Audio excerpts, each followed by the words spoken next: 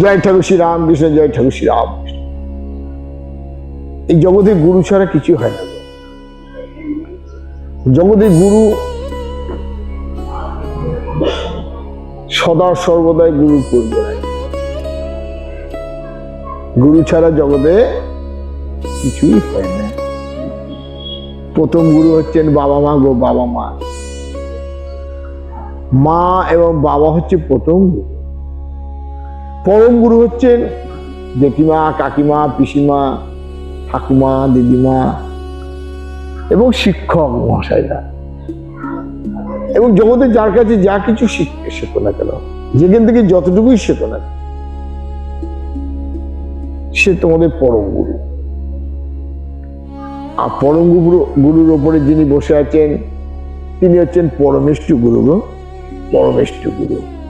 সচ্চিৎ আনন্দ স্বরূপ যিনি, তিনি পরমেষ্ঠু গুরু। তাই জগতে জীবনে যেদিন গিয়ে এসছো জগতে, সেখান থেকে আজ পর্যন্ত জীবনের শেষ দিন পর্যন্ত গুরুর প্রয়োজন আছে। একটা হচ্ছে জীবন দর্শন, আর একটা হচ্ছে আত্মস্বরূপ দর্শন। জীবন দর্শন মা বাবা পরম গুরুদের মধ্যে দিয়েই জীবনের দর্শন, জীবন দর্শন লাভ করা যায়।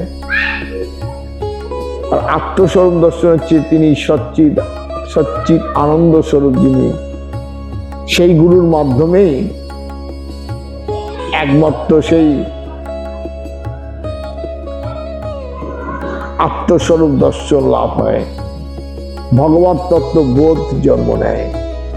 প্রকৃত মানুষ হয়ে সেই ভগবত তত্ত্ব বোধের চৈতন্য বোধের মধ্যে দিয়ে মুক্তির পথে সে চলে যায়। আমরা বলি কি জানো, এই জগৎ সংসার নববধূর মতো।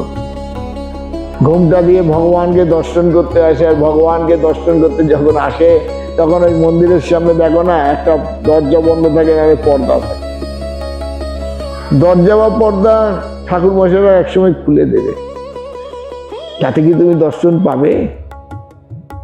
দর্শন পেতে গেলে তোমার তো ঘোমটা রয়েছে, ঘোমটাটা না সরাতে হবে না। কিন্তু তোমার দু হাতে মেহেন্দি পরা, এই বিষয় আসক্তির মেহেন্দি হাতে রয়েছে, তুমি ঘোমটা সরাবে কি করে? তাই মন্দিরে যিনি দাঁড়িয়ে ছিলেন সেই এক ব্যক্তি, সে এসে ঘোমটা সরিয়ে দিল, ভগবানকে দর্শন করলেন। এই ঘোমটা সরিয়ে দিল, ভগবানকে দর্শন করলে এটাই হচ্ছে, যিনি ঘোমটাটাকে সরিয়ে দিলেন তিনি হচ্ছেন গুরু গো, গুরু। আর এই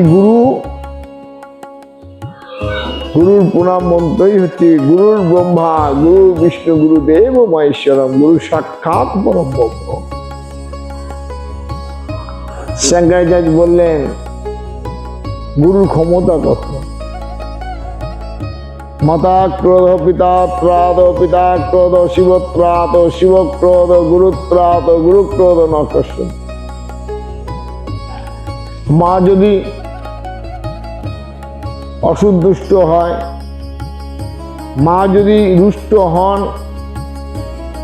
তাহলে জগতে একমাত্র পিতাই তাকে রক্ষা করতে পারে। পিতা যদি কোনো সন্তানের প্রতি রুষ্ট হন, তাহলে তাকে একমাত্র গুরু তাকে রক্ষা করতে পারে। আর গুরু যদি কারোর প্রতি কোনো রুষ্ট হন, তাহলে জগতে কোনো শক্তি নেই তাকে রক্ষা করতে পারে। সেই জন্যই বলবো, গুরুকে কখনো অসম্মান করতে নেই, অশ্রদ্ধা করতে নেই।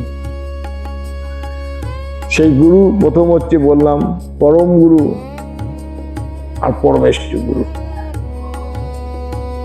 পরম গুরু হচ্ছে মা বাবা, পরিজন বর্গ, আর পরমেষ্ঠ গুরু হচ্ছে সচ্চিৎ আনন্দ স্বরূপ যিনি। জয় ঠাকুর শ্রী রামকৃষ্ণ।